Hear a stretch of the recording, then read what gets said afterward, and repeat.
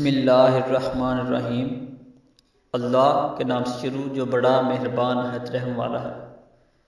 نحمدہ ونصلی ونسلم علی رسولہ الکریم وعلی آلہ وصحابہ اجمعین، اما بعد فاعوذ باللہ من الشیطان الرجیم۔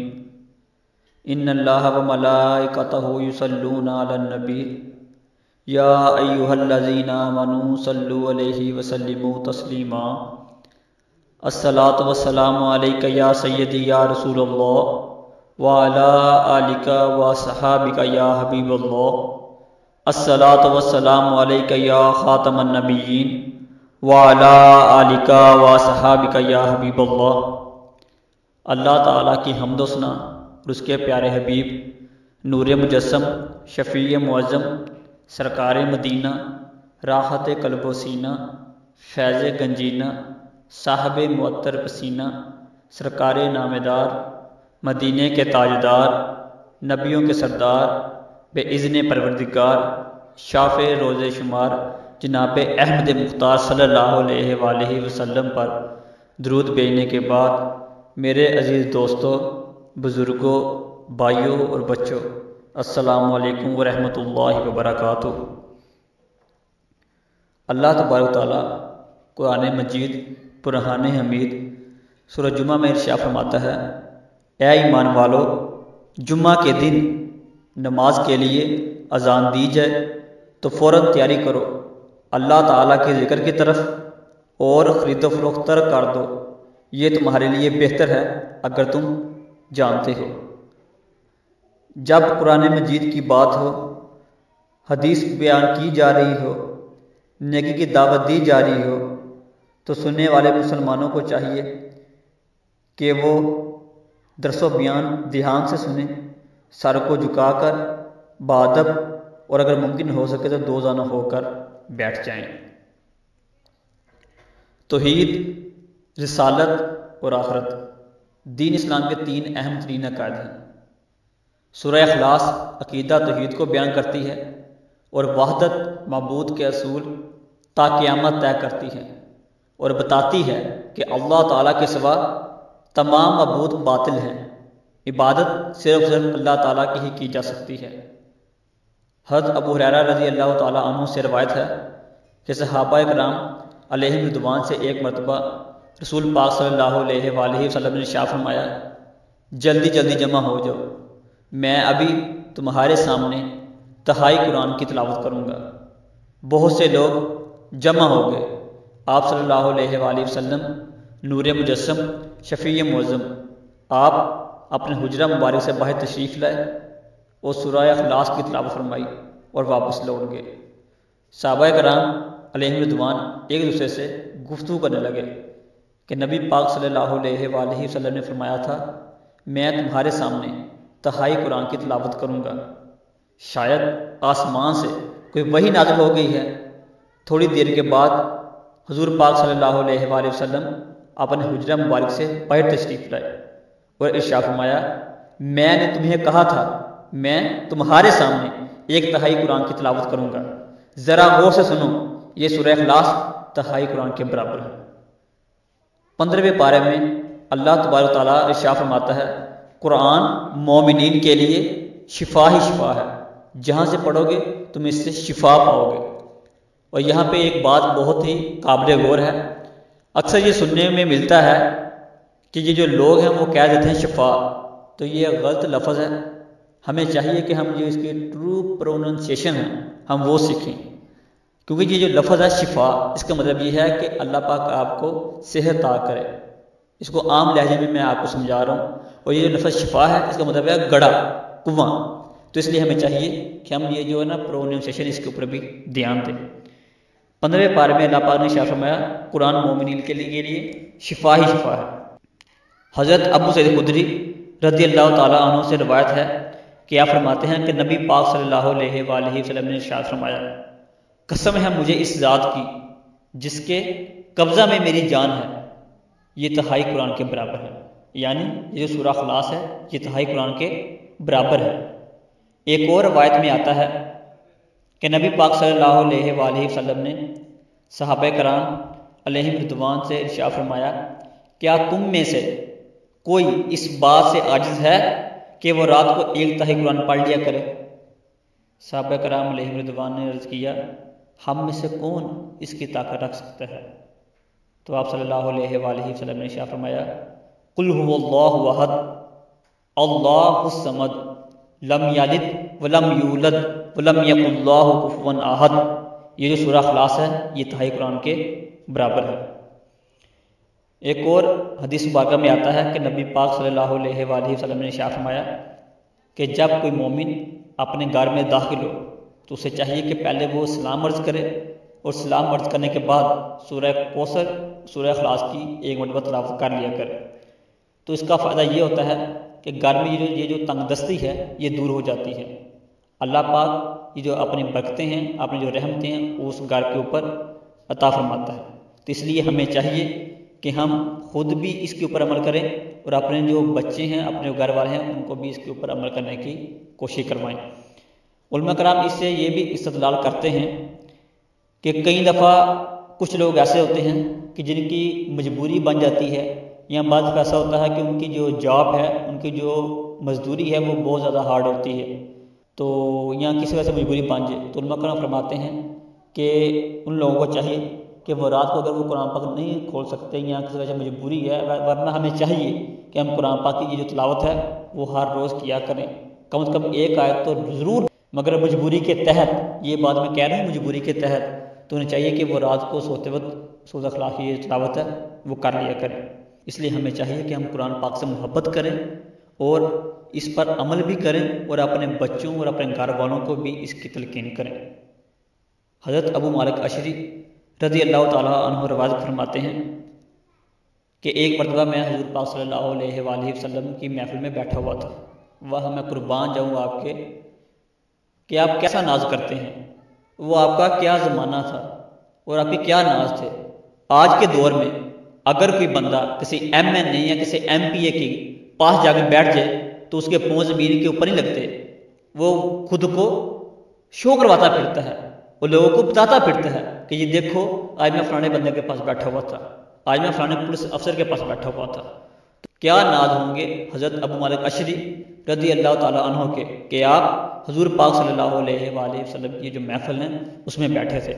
آپ فرماتے ہیں کہ نبی پاک صلی اللہ علیہ وآلہ وسلم نے ارشاد فرمایا اللہ تعالیٰ کے کچھ بندے ہیں جو نہ تو نبی ہیں نہ تو وہ شہید ہیں، مگر یہ جو نبی اور شہداء ہیں وہ ان پر رشک کریں گے۔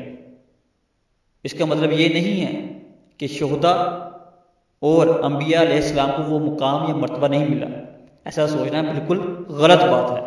اس کی مثال کچھ اس طرح ہے کہ اگر کوئی ایک چھوٹا بچہ چھوٹی ہی عمر میں حفظ کر لے، یا ایک بچہ جو اپنی کم عمری میں ہی قرآن پاک کا جو علم ہے وہ حاصل کر لے، یعنی کہ وہ عالم دین بن جائے، جو بڑے بڑے مشائخ ہیں، جو پیر طریقت ہیں، جو کہ رہبر شریعت ہیں، جو مفتی اعظام ہیں، جو شیخ الحدیث ہیں، جو حافظ الحدیث ہیں، وہ اس کے اوپر فخر کرتے ہیں، اس کے اوپر رشک کرتے ہیں، واہ قربان جاؤں تم پر کہ اللہ پاک نے تم پر اپنی رحمتوں کا نزول فرمایا ہے۔ اسی طرح ورنہ تو نبی ہیں، تو شہداء ہیں وہ شہداء ہیں۔ ایک دیہاتی بیٹھا تھا اس محفل میں، اس نے سوال کیا یا رسول اللہ صلی اللہ علیہ وآلہ وسلم وہ خوش نصیب کون ہوگا؟ آپ صلی اللہ علیہ وآلہ وسلم نے فرمایا سنو، اللہ کے بندوں میں سے کچھ بندے ہوں گے جو مختلف شہروں سے ہوں گے، مختلف قبیلوں سے ہوں گے، مختلف برادریوں سے ہوں گے، وہ ایک دوسرے کو جانتے نہ ہوں گے، اور نہ وہ ایک دوسرے کے رشتہ دار ہوں گے، اور نہ ہی وہ کسی کاروباری مقاصد کے لیے اکٹھے ہوئے ہوں گے، بلکہ ان کا یہ مل بیٹھنا صرف قرآن پاک کی محبت کی وجہ سے ہوگا۔ قرآن پاک کی محبت کی وجہ سے وہ باہم مشترک ہوں گے۔ اس لیے ہمیں بھی چاہیے کہ ہم قرآن کی محبت اپنے دلوں میں بسا لیں، یہ جو قرآن ہے اس کو پڑھیں، اس کا جو علم حاصل کریں اور لوگوں تک بھی پہنچائیں۔ حضور پاک صلی اللہ علیہ وآلہ وسلم شاہ فرماتے ہیں کہ اللہ تعالیٰ ان کے چہروں پر نور نازل فرما دے گا جب لوگ دکھ میں ہوں گے، جب لوگ مصیبت میں ہوں گے، جب لوگ رنج میں ہوں گے، جب لوگ افسردہ ہوں گے، تو ان کے چہرے چمک رہے ہوں گے۔ کیوں؟ کیونکہ اللہ تعالیٰ ان کے چہروں پر نور نازل فرما دے گا۔ ہمیں چاہیے کہ ہم بھی قرآن پاک سے محبت کریں، اس کو پڑھیں، اس کا علم حاصل کریں، اور اسی کے ذریعے ہم اپنا کھویا ہوا وقار ہے وہ دوبارہ حاصل کر سکیں گے انشاءاللہ عز و جل۔ مگر یہاں پہ ایک بات نوٹ کر لیں، اس کو ذہن نشین کر لیں، وہ کیا ہے کہ قرآن پاک کا پڑھنا اور اس کا سمجھنا، اس پر عمل کرنا اور اس پر عمل کو حاصل کرنا صرف نبی پاک صلی اللہ علیہ وآلہ وسلم کی محبت کی وجہ سے ممکن ہے، کیونکہ یہ جو محبت مصطفیٰ صلی اللہ علیہ وآلہ وسلم ہے یہ دین کی شرط اول ہے۔ اگر نبی پاک صلی اللہ علیہ وآلہ وسلم کی محبت ہوگی تو آپ کو ہر چیز اچھے انداز سے، اچھے طریقے سے آپ کو سمجھ میں آئے گی۔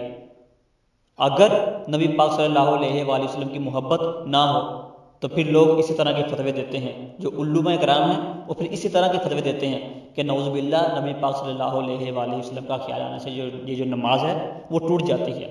اگر نبی پاک صلی اللہ علیہ وآلہ وسلم کی محبت ہوگی تو پھر ایسے خیال نہیں آئیں گے۔ کیوں؟ کیونکہ کوئی بندہ وہ ورد کرتا رہے لا الہ الا اللہ، لا الہ الا اللہ، لا الہ الا اللہ، اس کی پوری زندگی گزر جائے تو پھر بھی وہ مومن نہیں ہوگا۔ کیوں؟ کہ بندہ دائرہ اسلام میں داخل ہی تب ہوتا ہے جب وہ محمد رسول اللہ صلی اللہ علیہ وآلہ وسلم کو اس کے ساتھ اٹیچ کرے گا۔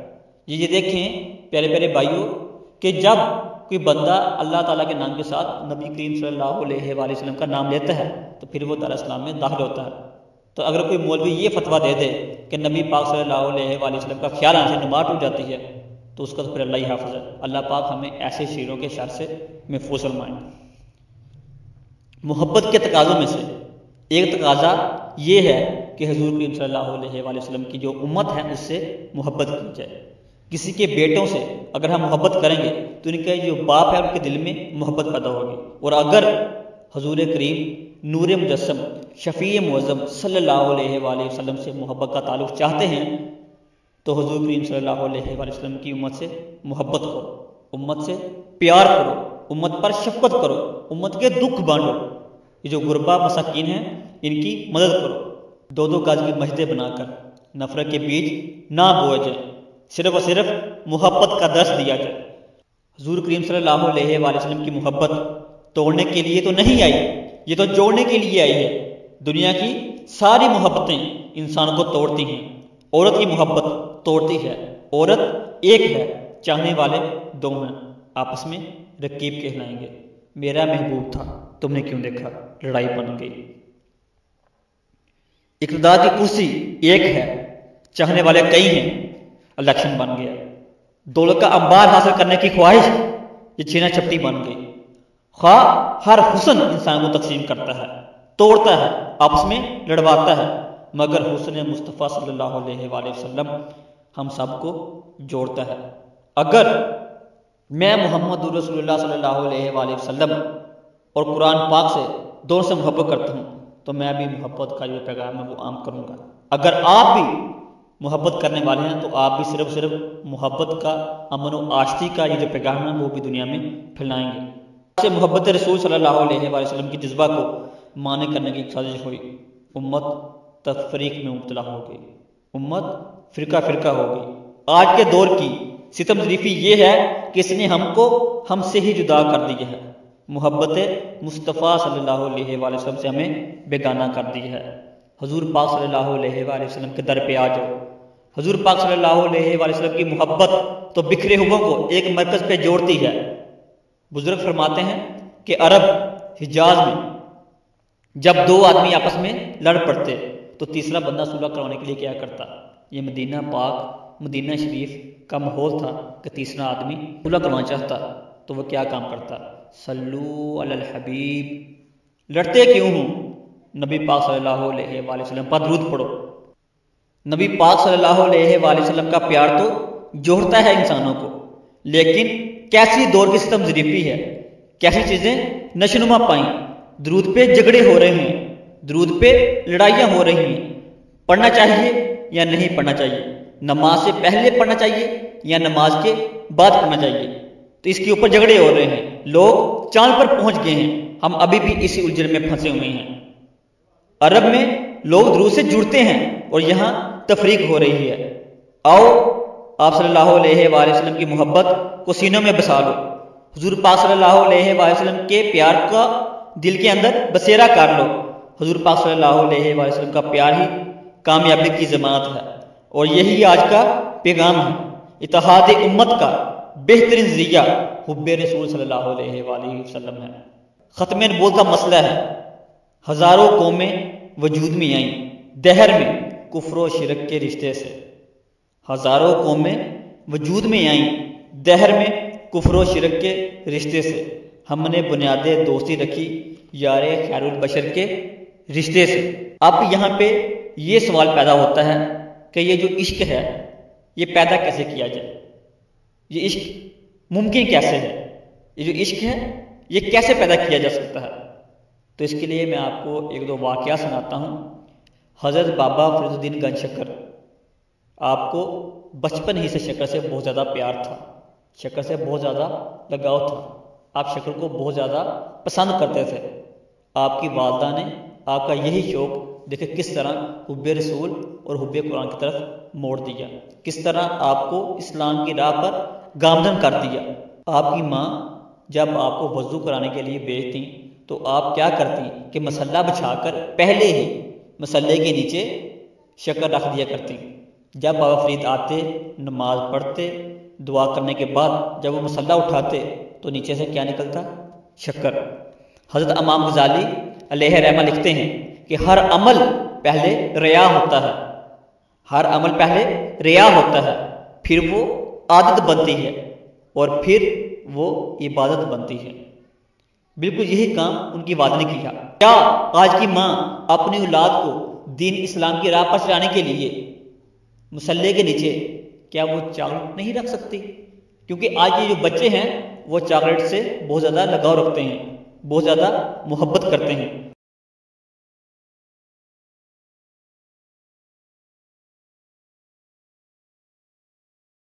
آج کی ماں چاہتی ہے کہ یہ جو ہماری اولاد ہے وہ ڈاکٹر بنے، انجینئر بنے، ایک کامیاب جو ہے بزنس مین وہ بنے۔ ہم بھی چاہتے ہیں اور ہم بھی کہتے ہیں کہ وہ بنے، لیکن ہم یہ کہتے ہیں کہ پہلے وہ عاشق رسول بنے۔ حضرت بابا فرید الدین گنج شکر کی والدہ محترمہ کو کسی کام کے سلسلے میں گھر سے باہر جانا پڑ گیا۔ ابھی وہ راستے میں ہی تھی کہ نماز کا جو ٹائم ہے وہ ہو گیا، اور اب دل ہی دل میں دعا کرنے لگی ہیں اللہ تعالیٰ سے کہ اللہ پاک اپنے پیارے حبیب صلی اللہ علیہ وآلہ وسلم کے صدقے آج یہ جو فرید کی ماں ہے اس کی لاج رکھ لینا، ورنہ یہ جو فرید ہے یہ دین اسلام سے متنفر ہو سکتا ہے، دین اسلام سے دور ہو سکتا ہے، دین اسلام سے باغی ہو سکتا ہے۔ وہ دعا کرتی جا رہی ہیں اور آئی جا رہی ہیں۔ جب وہ اپنے گھر میں تشریف لاتی ہیں تو آتے سارے بابا فرید سے پوچھتی ہیں، اے فرید بیٹا کیا آپ نے نماز پڑھ لی؟ تو بابا فرید کہتے ہیں جی ماں پڑھ لی، لیکن ابھی بابا فرید کا لیکن کہنا تھا کہ یہ جو آپ کی والدہ کا یہ جو دل ہے وہ دھڑکنے لگا، یہ جو شیطانی وسوسے ہیں وہ آنے لگے، شیطان حملہ آور ہونے لگا۔ تو آپ کی والدہ محترمہ نے پوچھا بیٹا کیا لیکن؟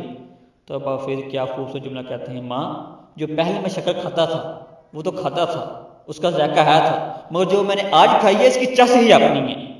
دیکھیں کس طرح اللہ پاک نے بابا فرید کی جو ماں ہیں ان کی لاج رکھ لی۔ تو اس سے ثابت ہوتا ہے کہ اگر ہم سچے دل سے دعا کریں تو ہماری دعا قبول ہوتی ہے، اگر ہم ہر دعا نبی پاک صلی اللہ علیہ وآلہ وسلم کے وسیلے سے مانگیں تو وہ دعا مقبول ہوتی ہے۔ اسی لیے ہمیں چاہیے کہ ہم ایسی بہوؤں کا انتخاب کریں کہ جو کہ حافظ قرآن ہو۔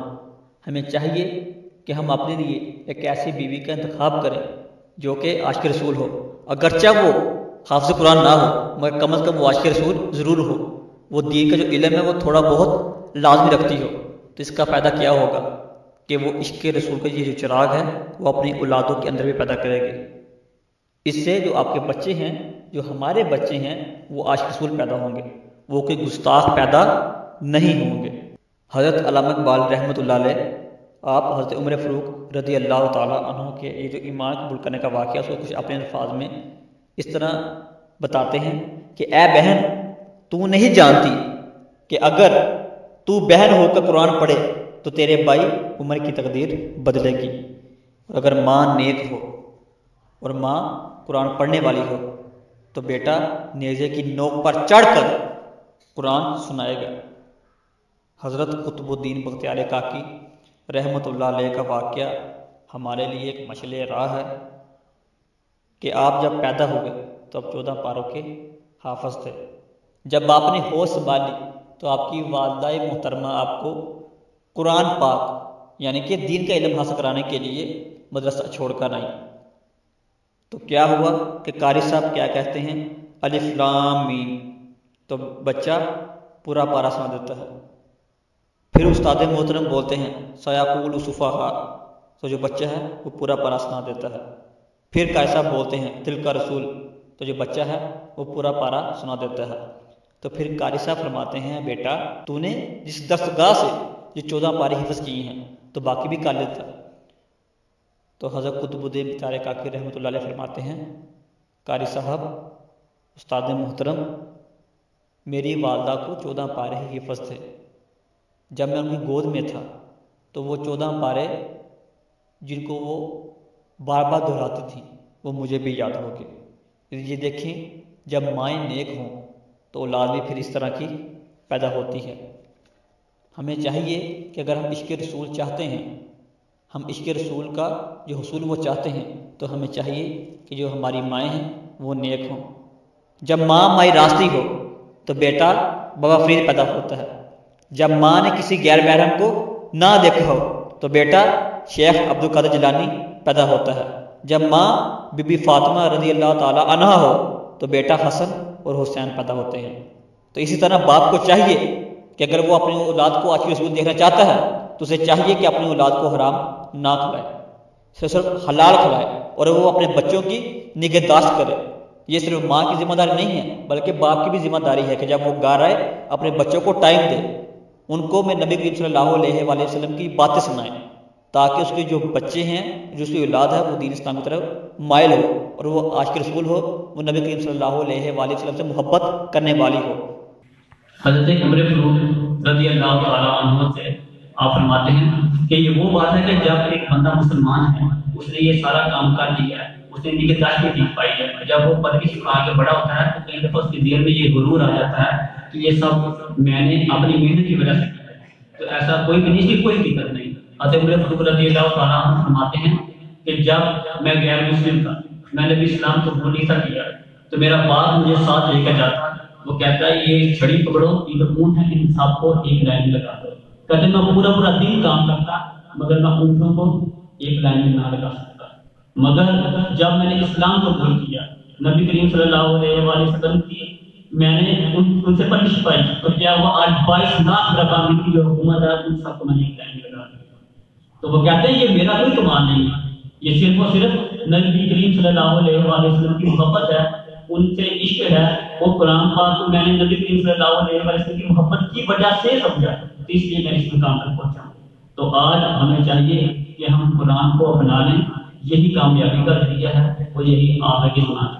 آج جس طرح سے ہم جو مسلمان ہیں یہ دنیا میں پسپائی کا شکار ہیں اور روز روز ان کے اوپر جو مرضی آتا ہے ظلم تک چل جاتا ہے. ہم نے کہا برما میں کیا ہو رہا ہے، پاکستان میں کیا ہو رہا ہے، تو اس کا صرف ایک ہی حل ہے، ہم قرآن کی طرف لوٹ جائیں. انشاءاللہ جب ہم یہ سارا کام کریں گے تو اللہ پاک اپنے پیارے حبیب نور جسم شفیع معظم صلی اللہ علیہ وسلم کے صدقے ہمیں طاقت عطا کرے گا، ہم پر رحمت ہوگی، تو انشاءاللہ ہم ضرور اپنا وہ مقام دوبارہ پھر حاصل کر سکیں.